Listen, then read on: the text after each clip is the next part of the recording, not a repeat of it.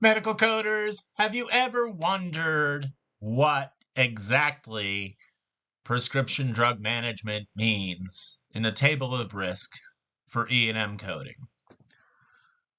Many coders struggle with exactly what the definition is.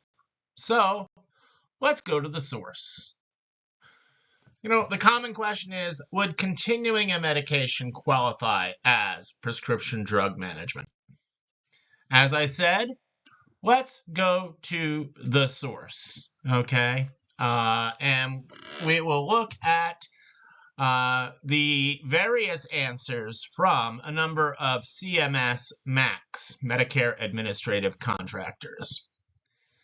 And CGS says that medical decision-making to adjust any prescription medication when addressing and managing a problem or disease requires a higher complexity than refilling or continuing a medication. Now, that may sound as if it's a no, but it doesn't really say no.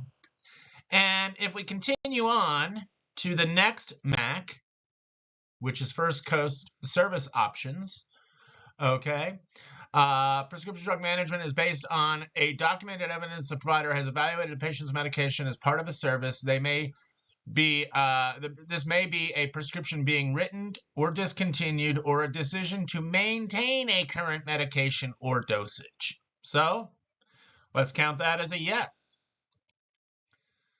Novitas. When can prescription drug management be credited in the medical decision-making of medical decision-making risk of complications chart? Credit is given for prescription drug management when documentation indicates medical management of the prescription drug by the physician who is rendering the service. Medical management includes a new drug being prescribed, a change to an existing prescription, or simply refilling a current medication. So let's move on.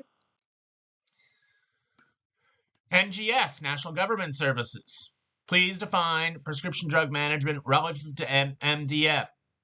Answer, in order to count prescription drug management, there must be documentation of at least one of the following factors. And letter A is a prescription drug that the practitioner is evaluating the appropriateness of using for the patient and or continuing to prescribe for the patient. Noridian. Please explain further prescription drug management. A prescription drug management does not require a new drug, new dosage, or discontinuation of a current prescription. The medical record will show that the physician worked to determine the medical necessity of the prescription drugs. An encounter documented as only a prescription refill without documentation of a problem addressed would not suffice. Okay, so that says if there is a problem documented, then it would be acceptable. So the overwhelming answer is yes. Now, if you do your independent research and if somebody finds something different, please let us know. But you will not find. We have been unable to find any information from commercial payers that differs from this information, because most commercial payers will follow Medicare guidelines for many services, including E&M. So here is the answer to this question, common question. The answer is yes. If you'd like to master E&M coding, please bring your questions and your challenges.